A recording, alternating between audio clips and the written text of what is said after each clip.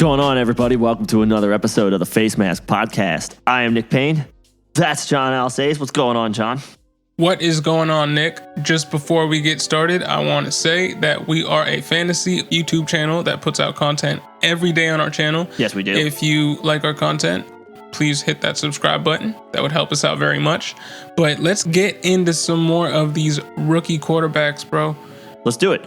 Today we're going to hit up the New England Patriots quarterback, Mac Jones. He stands 6'3", 217. Dad Bod Mac? Is that what he's known as? No, I just made that up just now because of the picture that surfaced after the national championship with him smoking cigar shirtless. It's just Dad Bod Mac. But anyway, so he goes 15 overall to the Patriots. This is a situation where I think I am most confident saying that the incumbent is going to start the season over the rookie. I think Cam Newton is going to start the season for the Patriots. I mean, I don't think it's going to be Mac Jones. If the Patriots season goes south, obviously Mac Jones is going to get some playing time. The Patriots didn't give up a ton to move up to draft him. I would be willing to bet Cam starts the season, that he's going to get the chance to be the starter and prove that he can still play in this league because he's the most viable incumbent of all the teams that drafted rookie quarterbacks. As for Mac Jones, I would say for me the most impressive thing I saw when taking a look at him in the pre-draft process was his accuracy. To speak a little bit about that, okay, he waited behind Tua at Alabama. Right. But when he got a chance, he set college football's quarterback rating record in 2020 as a redshirt junior. He completed 77% of his passes.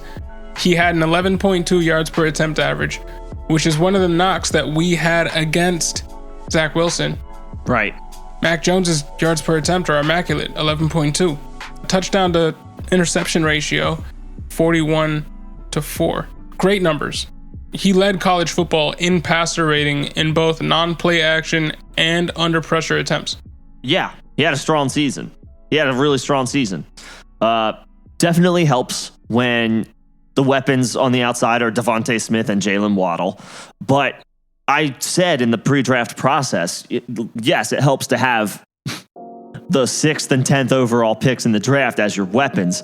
But Mac was also putting the ball where it needed to be. Like you could see it. The ball placement was strong on his part. So that's one of his strengths.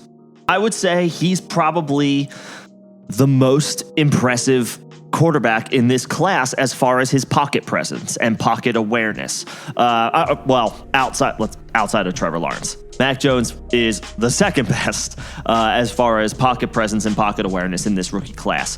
To your point, he knows when to avoid pressure. He knows when to step up in the pocket if he needs to. He knows when the read is there, when he needs to make the throw, like if the pressure is coming. So he's pretty cerebral in that regard. One thing that he does not have at all is any rushing upside because he only had 14 rushing yards and 1 rushing touchdown in college.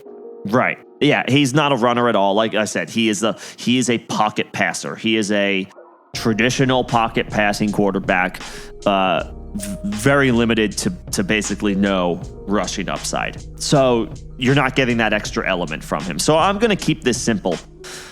Based on that, Mac's not really on my fantasy radar at this point.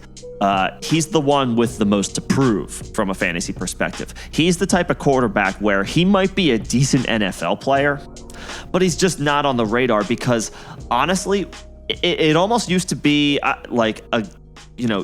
there were fewer rushing quarterbacks than there are today. So that was not the norm. Now in fantasy anymore, if you don't have a quarterback who can run at least a little bit, you're kind of almost willingly at a disadvantage. You know what I mean? Look, there are quarterbacks that are good in the NFL that you could care less about having on your fantasy team, like a Derek Carr or a Kirk Cousins. I would say his best comp right now is like Alex Smith.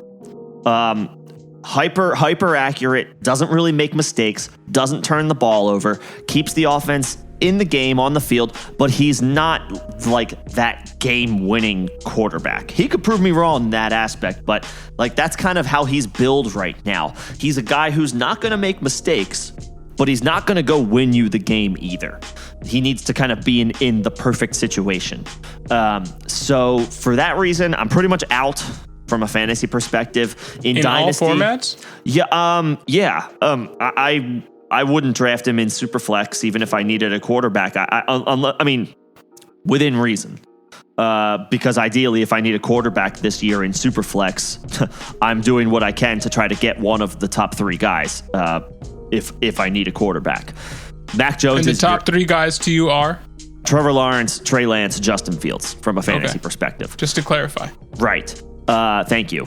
Mac Jones is at the bottom of the list as far as the top, quote unquote, top quarterback prospects. Again, simply because he doesn't run. When you don't run as a quarterback, in the year 20, you are detrimental to the strategy that I am trying to lay out when it comes to building a fantasy roster in any format. That's about it. Short of passing, one quarterback 6-point passing scores 3 years down the line, I'm out, right? I'm out. It's just, he doesn't add that extra dynamic. That he is the most unpredictable for me as far as when he's going to see the field. And so for that reason, I think he is very much a wait and see in all formats. In Superflex, of course, draft him. In Dynasty, in one quarterback, draft it. If it's a 4-round draft, he's going to get drafted. I wouldn't draft him before the end of the 3rd round, but he's draftable in Dynasty. But that's where it ends. And he's very much wait and see in one quarterback, and even in 2 quarterbacks. Ideally, you're not playing him this year. So is there anybody from this offense that you're excited about if Mac Jones were to be starting 16 games? Yeah, the tight ends. Because I think I think Mac Jones, he's billed as hyper accurate. And if he plays to those strengths when he sees the field, Jonnu Smith and Hunter Henry are proven pass catching tight ends in this league. Jonnu Smith is still pretty young, especially by tight end standards. I think they're big targets. The Patriots are notorious for deploying 12 personnel schemes. That's been their bread and butter for years. And if they're able to get back to that in some capacity, I think that would be in their interests. I think that's something they would want to do. And the free agency signings prove that. So I like Jonnu Smith at cost. I'm not as crazy about Hunter Henry because Jonnu Smith simply got the better contract. And he's not always injured. I feel like Hunter Henry is always injured. True. Jonnu has had some consistency issues, but I think that was more on the offense than on him. Sure. That was more on the offense, and the Patriots went out and paid him. So I would say in this offense, I like Jonnu Smith. When I'm looking at Jones and I look at what he did in college, he succeeded by throwing to Devonta Smith.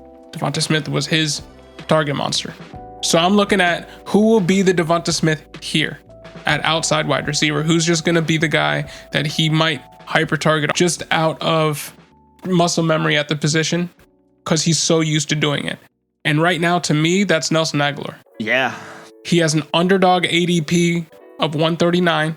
Right. Dirt cheap. He can be had in the 11th round. Mm-hmm. He was the wide receiver 21 last year, and he had 896 yards and 8 TDs. And I feel like he's being forgotten. And he is the perfect target in a best ball if you go running back, tight end, heavy to start out your draft. Because if you look, he really doesn't have any other competition outside of N'Keal Harry, Jacoby Myers, Kendrick Bourne, who has had some moments, but yeah. I do have to sneak in because I did just do a video on this. Damian Harris would be a huge winner here too because Cam Newton had 12 touchdowns on the ground in 2020, and if those touchdowns were to go away in terms of they were going to have to give those red zone touches to another running back or another person in this offense, they would largely go to Damian Harris. They both shared 137 red zone touches in 2020. That's Newton and Harris. You would think probably 60 50-ish% of that work right goes to Harris. On a 16-game pace, he was already a lock for over 1,000 yards, but last season he only got 2 touchdowns. Mm-hmm. You can't project him for much more in this offense if Cam Newton is starting still, especially with the amount of running backs in this offense. And I don't want to spend too much time on running backs, but I do think this is important if you're looking at who to choose as a winner. If Mac Jones were to play, Harris could be a huge beneficiary, and you could be looking at the LeGarrette Blount that we always talk about in this offense. Yeah, it's not crazy. I mean, a 16 touchdown jump is not realistic, but a 10 touchdown jump is. Yeah. And that's his ceiling. We're not projecting that, but we're saying that the route to that happening is definitely within the realm of possibilities.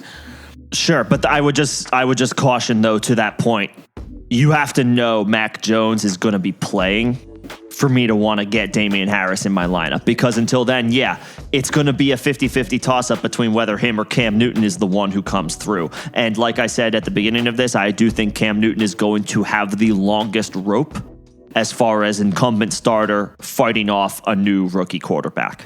If you want to know more about that topic, find the Damian Harris video that I just did. But in terms of Mac Jones, if you agree with us, put your thoughts in the comment section below. If you're pretty much staying away from him in most formats outside of Dynasty, put your thoughts in the comment section below. Thank you for listening. This is the Face Mask Podcast, bringing you new fantasy content every day. My name is John Alsace. I am Nick Payne. Thanks for listening, y'all.